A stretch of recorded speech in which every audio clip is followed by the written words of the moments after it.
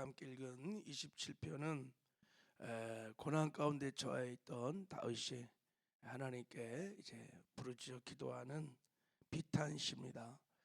학자들은 이 배경이 압살론이 반란을 일으킬 때 아마 그때의 그 배경으로 이 시편이 아마 쓰여지지 않았나 이렇게 보는 분들이 많이 있습니다. 압살론이 반란을 일으킬 때 다윗이 왕궁을 버리고 도망가잖아요. 전시 상황에. 자, 우리 한번 얼마나 위험한 상황이 있었는지 2절을 한번 읽어보겠습니다. 2절 시작. 악인들이 내 살을 먹으려고 내게로 왔으나 나의 대적들 나의 원수들이 그들을 실족하게 넘어졌도다. 여기 보면 악인들이 내 살을 먹으려고 내게로 왔으나 이런 말씀을 보면 상당한 지금 위기 상황에 있다는 것을, 그죠? 마치 사나운 맹수가 힘없는 징수의 목을 그냥 콱 문 다음에 숨통을 끊고 살을 뜯어 먹듯이 지금 원수들이 자기 목을 노리면서 지금 그렇게 한다는 거예요. 거기 내게로 왔으니 그러니까 코앞까지 다가왔다는 거예요. 원수들이 굉장히 지금 시급하고 긴박한 상황인 것을 우리가 알 수 있습니다. 자, 근데 이렇게 긴박한 상황 또 굉장히 위험한 위기와 고난과 환난 중에 있는데 다윗은 놀라운 고백을 합니다. 두렵지 않다는 거예요. 자, 1절 한번 읽겠습니다. 시작. 여호와여 나의 빛이요 나의 구원이시니 내가 누구를 두려워하리요. 여호와는 내 생명의 능력이시니 내가 누구를 무서워하리요. 그러니까 누구도 다윗은 지금 무섭지 않다는 거예요. 누구도 두려워하지 않다는 거예요. 자, 우리 한번 3절도 놀라운 고백을 해요. 3절도 한번 읽어보겠습니다. 시작. 군대가 나를 대적하여 진칠지라도 내 마음이 두렵지 아니하며 전쟁이 일어나 나를 치료할지라도 나는 여전히 태연하리로다.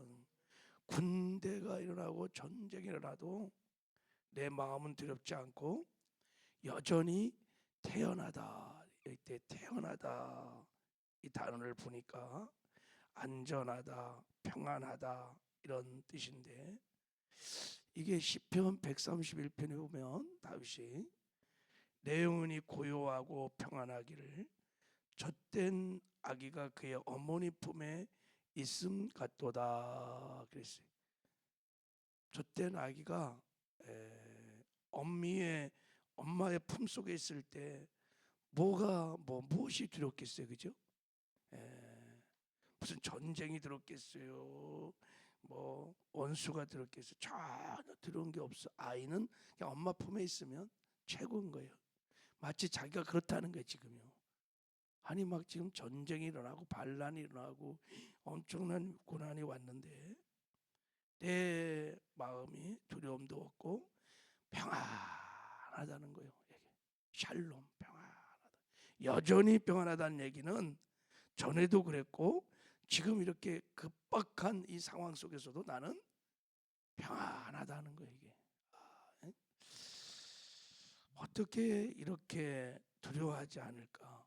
어떻게 이렇게 여러분 그 엄청난 그 파도 치는 같은 풍랑 같은 그런 환란 가운데 이렇게 태어날 수 있을까? 우리는 자, 이런 고백들을 들어보면 도전도 되지만 이렇게 이게 정말 실제인가 이런 고백이 이런 담대함과 용기와 태어남 이 샬롬은 어디서부터 오는 것일까요, 여러분? 이 다윗의 고백이 이게 원수가 자기를 그냥 숨통을 끊으려고 막 코앞까지 왔는데도 내 마음은 두렵지 않고 내 영혼은 태연하리로다. 이렇게 놀랍지 않습니까? 제가 다윗의 시편을 이렇게 묵상하면 보면 한 가지 분명한 것은 다윗은 하나님을 정말 잘 알았던 사람입니다. 우리처럼 머리로 지식으로 아는 것이 아니라 그러니까 체험적으로 안 거예요. 이렇게. 그러니까 하나님에 대한 절대 신뢰, 절대 의존, 어떤 절대 믿음을 갖고 있는 거예요. 여러분. 이런 것이 두려움이 없는 이런 고백을 하고 있을 거라고 생각이 듭니다. 한번 보세요. 자, 1절을 다시 한번 볼래요? 자, 다윗이 어떤 하나님을 알고 어떤 하나님을 믿고 신뢰하고 있는지 1절 다시 한번 읽어요. 시작. 여호와는 나의 빛이요 나의 구원이시니 내가 누구를 두려워하리요. 여호와는 내 생명의 능력이시니 내가 누구를 무서워하리요. 그랬어요. 하나님은 나와 함께 하시는 여호와라는 여호와 말씀드렸죠. 전에도 함께 하시고 지금도 함께 하시고 앞으로도 함께 하시는데 그분은 빛이시며 나의 구원이시며 내 생명의 능력이라는 거예요. 할렐루야. 야, 그러니까 하나님이 빛이시니까 내가 어떤 어둠에 있어도 두렵지 않다는 거예요. 그 전에도 나를 빛 가운데, 지금도 빛 가운데, 앞으로도 빛 가운데 하나님이 함께 하실 것이니까 여호와가 나의 구원이라는 거예요. 전에도 나를 구원해 주셨고 지금도 구원하실 것이고 앞으로도 구원하실 것이다. 그러니까 사람들이 다 구원의 대상을 갖고 있어요. 돈이나 권력이나 뭐 백이나 뭐 자기 실력이나 어떻든 간 의지하는 게 있는데 다윗은 그런 걸 다 제껴놓고 그냥 하나님 여호와 하나님만 나의 구원이시며 나의 빛이시며 내 생명의 능력입니다 라는 거예요. 이 능력이라는 것이 이 마오즈라는 히브리어 단어인데 요새 반석 뭐 이런 뜻이에요. 그러니까 하나님만이 나의 요새시오 나의 반석이시오 살고 죽는 것이 다 하나님의 손 안에 있습니다 하고 막 하나님만 절대적으로 의지하고 신뢰하기 때문에 이렇게 환난 가운데 샬롬을 누리고 있는 것 같습니다. 실제로 다니엘서 11장 32절에 보면 이런 말씀이 있어요. 오직 자기 하나님을 아는 백성은 강하여 용맹을 떨치리라 이런 말이 있어요. 그러니까 여호와를 아는 사람은 두 가지 특징이 있어. 하나는 강하고 두 번째는 용맹하다는 거예요. 이때 이 강하다는 말이 여러분 견고하여 흔들리지 않는다. 주변의 영향을 받지 않는다. 이런 뜻을 갖고 있어요. 그러니까 하나님을 정말 아는 사람은 주변의 영향을 받지 않는 거예요. 주변의 영향을. 그러니까 막 어떤 것이 막 일어난다 할지라도 그거에 의해서 막 영향을 받고 막 요동치 않는다는 거예요. 마치 태풍의 눈과 같은 거. 태풍의 눈. 막 주변은 막 바람이 막 불고 근데 태풍의 눈은 고요한다잖아요. 이게 하나님을 정말 아는 자들은 강한 거예요. 강한 거예요. 사도 바울이 하나님을 잘 알았어. 이런 고백을 해요. 우리가 사방에서 우겨쌈을 당해도 쌓이지 않냐고 답답한 일을 당해도 낙심하지 않냐고 핍박을 받아도 버림받지 않냐고 거꾸림을 당해도 망하지 아니하리로다. 그래. 막 주변에서 스트레스가 막 오는 게 많다. 근데 자기는 쌓이지 않아. 스트레스를 안 받는다는 거예요. 답답한 일이 생겨도 낙심하지 않는다는 거예요. 그러니까 답답한 일이 없다는 뜻이 아니에요. 스트레스가 없다는 뜻이 아니에요. 영향을 안 받는 거예요. 영향을. 이걸 강하다 그래요.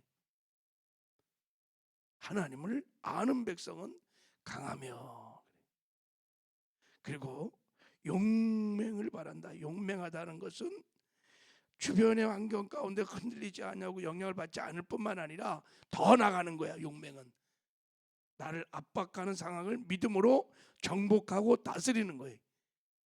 뛰어넘는 거예요. 이게 하나님을 아는 백성의 특징이. 처음 하나님을 만난 사람, 하나님을 경험적으로 아는 사람들은 영향을 받지도 않을 뿐만 아니라 영향을 미친다는 거예요. 자, 우리 예를 들어서 손양원 목사님 같은 분들 참 자기 아들을 죽인 원수를 용서했잖아요. 그 억울한 환경들을 여러분 영향을 받지 않은 거 일단 그 원수를 용서하고 사랑했어. 그 환경에 영향을 받지 않았을 뿐만 아니라 그 아들을 아들로 입양해서 양육을 하잖아요, 그죠? 그러니까 환경에 뛰어넘는 거야. 어두운 환경을 정복해 버린 거예요. 야, 그것은 이 손영아 목사님이 하나님을 정말 아는 거예요. 십자가의 사랑. 자, 하나님을 깊이 알았기 때문에 강하고 용맹했던 것입니다. 다윗이 그랬던 것 같아요. 저도 이런 말씀을 묵상하면 참 도전이 됩니다. 우리는 작은 일에도 그냥 요동해 버려. 그냥 영향을 얼마나 받는지 몰라. 다윗은 하나님을 알아. 하나님을 경험해. 하나님이 누군지를 알아. 그래서 영향을 받지도 않고 영향을 미치는 거예요. 강하고 용맹한. 여러분들도 하나님을 깊이 경험해요. 하나님을 아는 백성들, 강하고 용맹한 자들이 되기를 주님의 이름으로 축복합니다. 자, 그러면 다윗은 어떻게 해서 이렇게 하나님을 잘 알았을까? 그리고 이 고난 중에 역경 중에 낙심하고 절망하지 않고 이렇게 샬롬을 늘 누렸을까? 환경에 영향도 받지 않고 또 환경을 또 뛰어넘어 이기는 삶을 살 수 있었을까? 자, 그 비결을 다윗이 4절에서 고백해요. 야, 이건 정말 다윗의 어마어마한 신앙의 고백입니다. 한번 보세요. 4절 한번 읽어보겠습니다. 시작.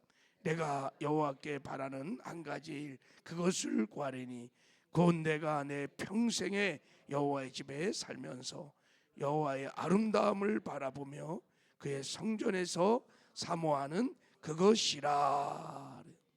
다윗에게 평생에 한 가지 기도가 있어. 소원이 있어.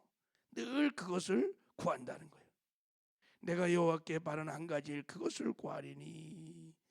그럴 때 여러분 이게 한 가지라는 것이 아하트라고 하는 히브리어 단어인데 목적에 해당한 표현이니까 오직 한 가지만이라는 뜻을 갖고 있어요.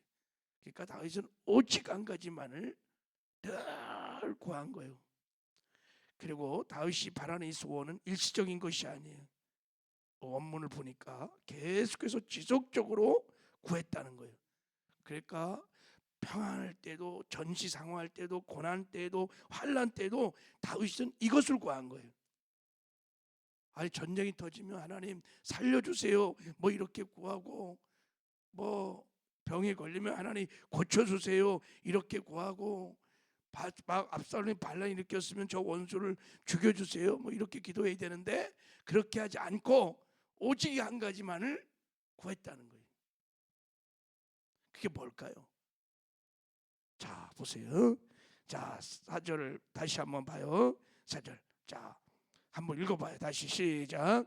내가 여호와께 바라는 한 가지 일 그것을 구하리니 곧 내가 내 평생에 여호와의 집에 살면서 여호와의 아름다움을 바라보며 그의 성전에서 사모하는 그것이라. 그랬어요.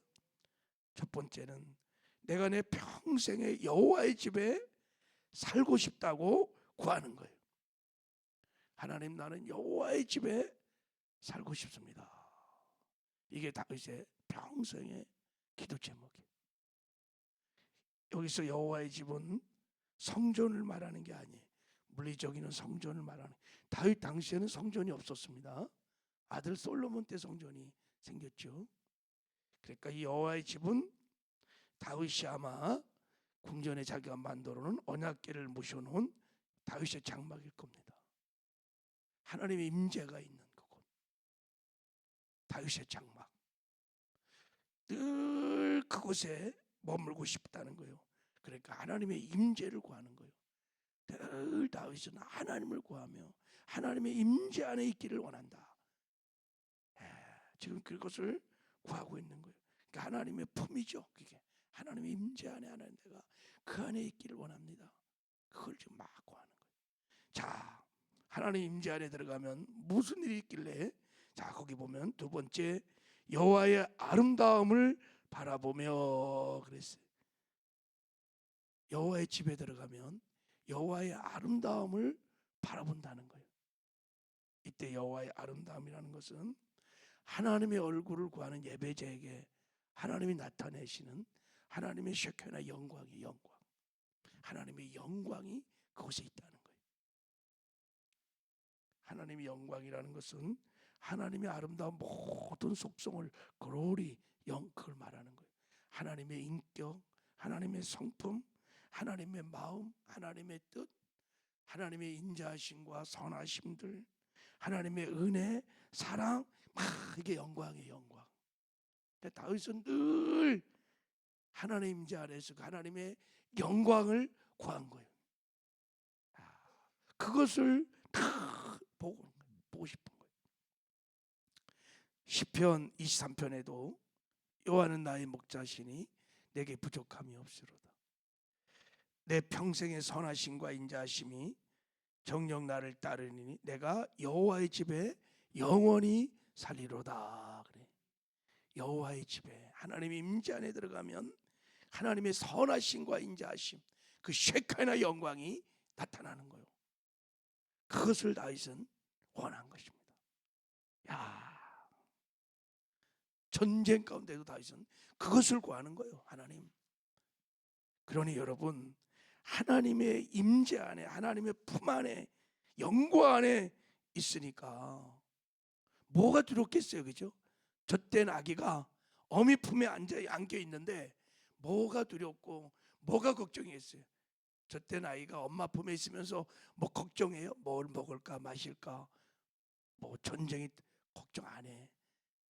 어린아이에게 가장 무서운 것은 그 어미 품에서 떠나는 것이지. 그 어미 품에 안겨만 있으면, 하나님 임재 안에 있기만 하면, 하나님 안에 있기만 하면 두려울 것이 없다는 거예요. 그리고 하나님의 영광이 나타나면 하나님을 알게 됩니다. 하나님을 경험하게 되는 거예요. 그러니까 강하고 용맹 한계치는 거예요. 이야, 놀랍습니다. 우리는 언제 이런 경지까지 갈 수 있을까? 여러분, 우리의 필요를 구하지 말란 뜻이 아니에요. 다윗은 구할 것이 얼마나 많은지 몰라요. 그 상황 속에서. 그런데 다윗은 오직 한 가지 내가 바라는 일, 주의 임재와 영광을 구하며 하나님 안에 머물기를 원하며 하나님 그분 자체를 구하는 거예요. 하나님이 나와 함께 하시면 무엇이 두려우며 무엇이 필요하겠어요? 다 전부를 소유하는 것이니까. 여러분, 우리도 이 다윗처럼 하나님을 구하는, 하나님 임재와 쉐카의 영광을 구하는 은혜가 있기를 주님의 이름으로 축복합니다. 그렇게 우리가 하나님을 구하고 하나님 임재 안에 머물 때, 여러분 그 5절 이하를 보면 하나님이 지켜주시고 보호해주시고, 그리고 하나님께서 승리케 하시고 이기게 하시고, 6절에 7절에는 부르짖어 기도하는 기도에 응답해 주시는, 할렐루야, 은혜를 베풀어 준다고 고백을 쭉 하고 있는 거예요. 이 다윗의 신앙의 고백이, 다윗의 이 소원이 저와 여러분의 고백, 신앙이 되기를 주님의 이름으로 축복합니다. 하나님 아버지 감사합니다.